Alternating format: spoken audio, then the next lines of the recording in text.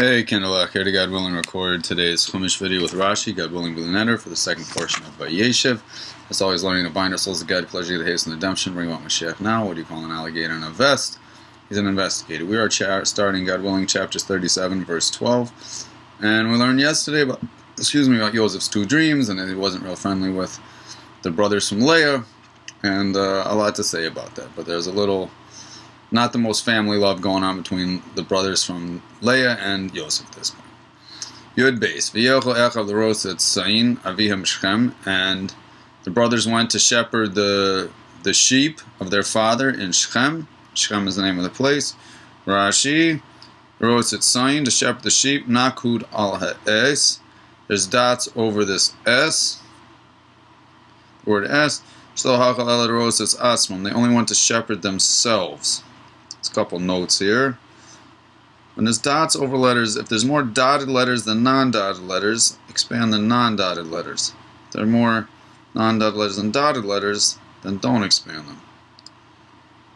So straight morning as they went to the sheep, but the dots over the S indicate the S itself is the object of the verb. So a similar example in Yecheskel.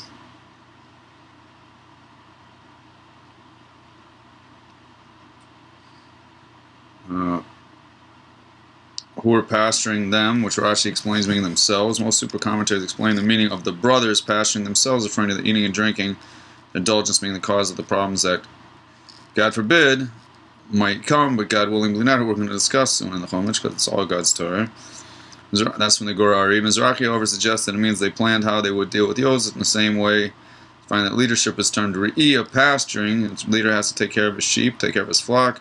So it has to be understood in similar sense as Rashi's statement on verse 17, to find legal pretext, and God willing we'll learn verse 17 soon. This is the beginning of the story of the brothers, God forbid, selling Yosef. God willing we'll learn about that very soon. Hopefully this year will be different. They won't sell him, and it'll just be a happy family.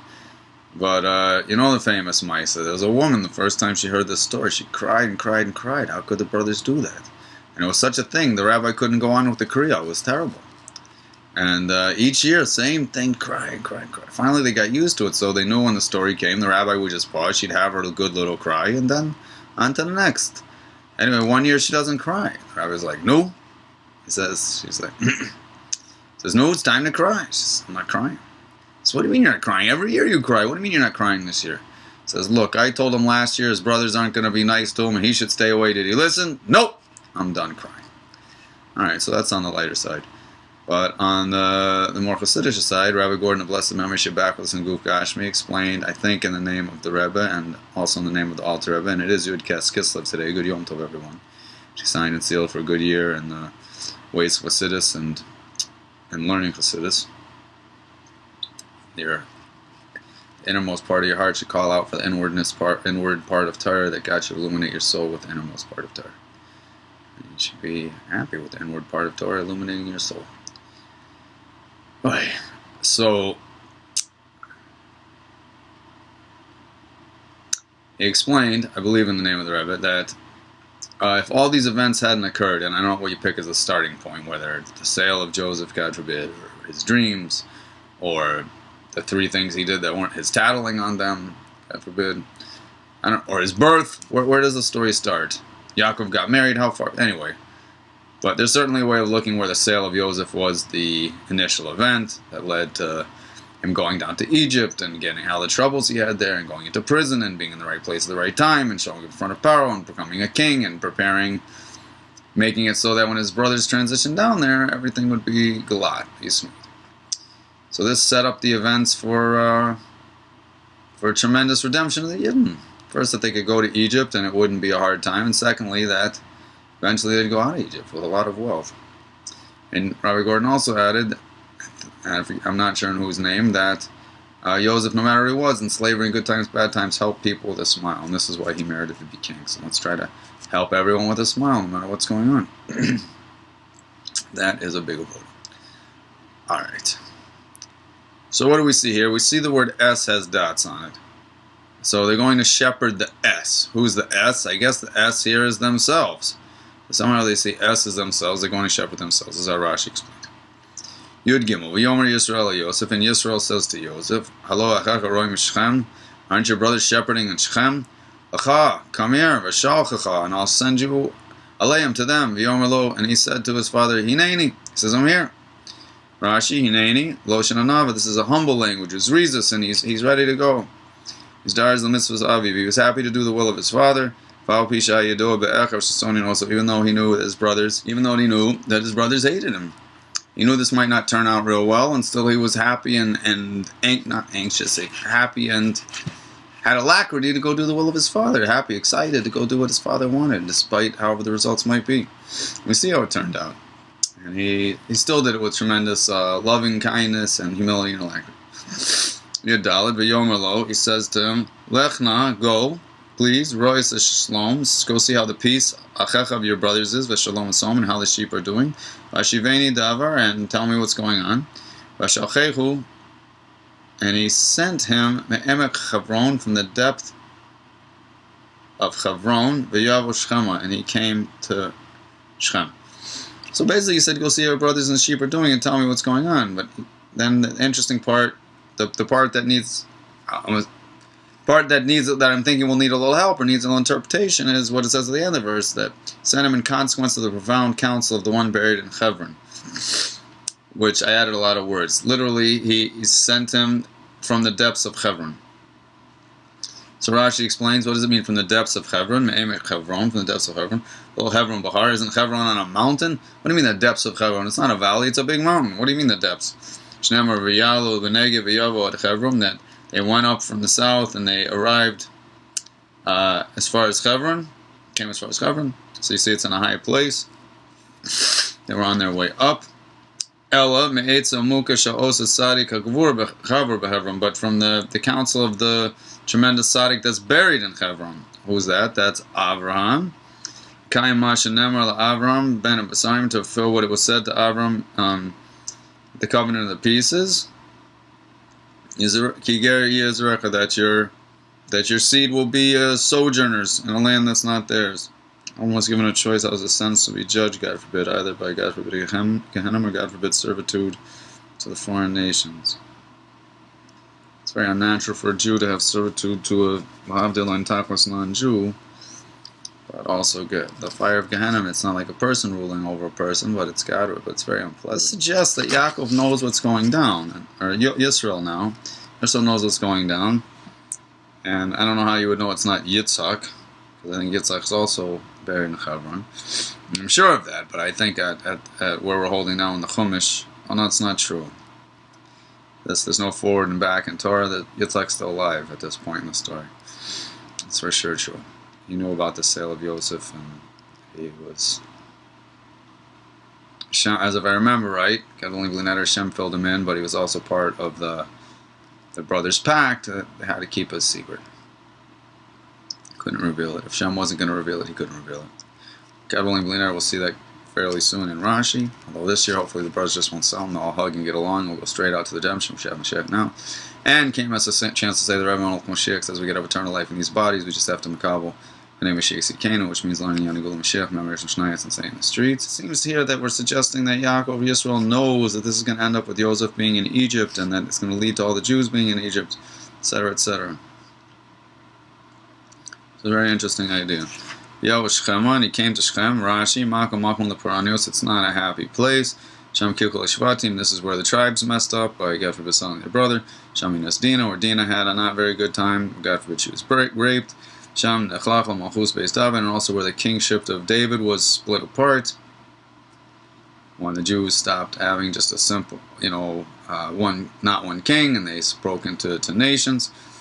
And they broke into separate kingships. They had the 10 tribes, not 10 and not 2 tribes. Because it says that Rechavam went to Shechem. So we see also by the kings trouble starting there. Alright. So not good stuff happened in Shechem. Tribes, Dinah, and the kingship of David. Tes Vav Yimseu Ish, and a man found him. And Joseph was wandering in the field, Vishelu Aish, and the man asked him, Lamor, saying, Matavakish, what do you want? Yinsu Ish, Gavriel, this is Gavriel, Shinamar, so it says in Daniel, Vahish Gavriel. Gavriel is the only angel referred to as Ish, We can see from the course of the conversation that it's an angel. Once we know it's an angel, we conclude it's Gavril because it says the word Ish. Tes Zion, Vayomer Es Achi Anochi Vakish says, I'm looking for my brothers. Higidina, please tell me. Leave. Abraham Roim, where are they shepherding? Yud Zion, Vayomer Ish, and the man said, Nasum Izeh, they left from here, Kishamati, because I heard them. Omrim saying, Ne'achla Dosana, that they were heading to Dosan, V'yelch Yosef Achar Echav, and Yosef went after his brothers, V'yim saying B'Dosan. He found them in Dosan. Rashi, Nasum Izeh, Hisiu Atzman Min Achava, they've traveled away from brothership, from brotherly behavior.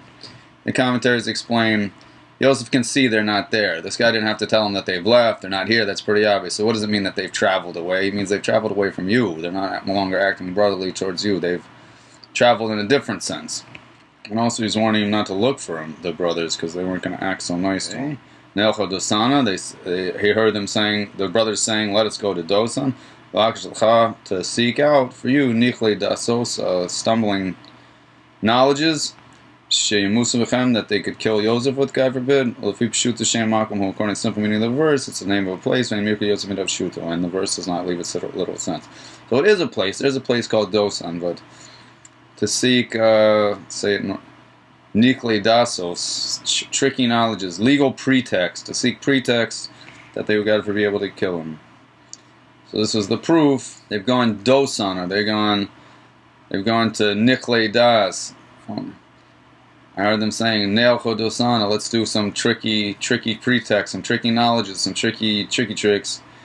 And maybe you don't want to go there. They're up to tricks. But in the simple meaning of the verse, it's just the name of a place. Yud Ches, V'yir Osam Arachok, the brothers saw him from afar. V'terim Yikor V'leihem, before Yosef got to them, Yisnachlu Oslumi, so they came up with a tricky plan to, God forbid, kill him. Rashi V'yisnachlu, they came up with the tricky tricks. Nivsmalu Nechalim V'armumios, they were filled with tricky tricks and more tricky tricks. Plots and schemings. They were filled with plots and schemings. Melech Mashiach says many times we could have eternal life in these bodies. We just have to makal p'nei Mashiach Sikena, which means learning Yoni Gula Mashiach. Say it in the streets. I'm adding say it in the streets. Learning Yoni Gula Mashiach. Memorize Mishnayos and say it in the streets. And learning Yoni Gula Mashiach and say it in the streets. Also, Kamo Ito Imo Koloma Alav, that they were conspiring, God forbid, against him. Yud Tes V'yomer Isha Achib, a man said to his brother, Hine Balach Loma Salazar, the dreamer's coming. Posik Chof. Now, Lechu, let's go, V'ner Gehu, and they had in mind to kill him. That could be a real bad day for Yosef. God forbid. Nishlicha Ba'ach Boros, and they said they're going to toss him in one of these pits. And they'll say a white animal ate him. And we'll see what happened to his dreams. Rabbi Gordon, blessed memory Shabbat Kashmi, says, I think from the Balatorim, I'm not sure which commentary that he got, this was actually Shimon and Levi speaking here. Or some aspect of this was Shimon and Levi. Rashi says, let's see what's going to happen with his dreams. Amar Yitzchak said, this verse calls out for an interpretation. Ruach HaKodesh Amaris Cain, the Holy Spirit says this. Haimomer, they say in Eragur, that they're going to, God forbid, kill him.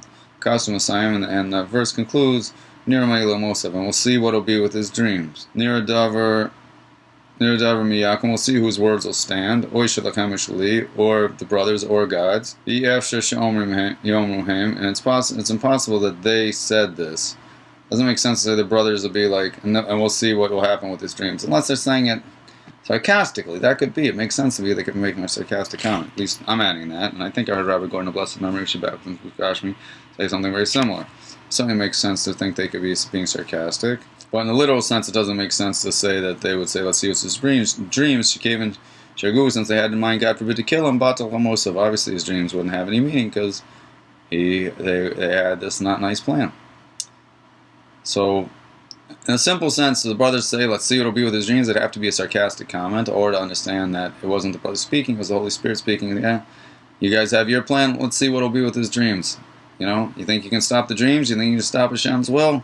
It's all b'shir. Whatever Hashem wants is going to be, you're not going to stop it, so better off to get in a downstream mode and, plug in and do well and still work hard, not float downstream, but, get in the downstream mode and enjoy the ride. Love God, please God.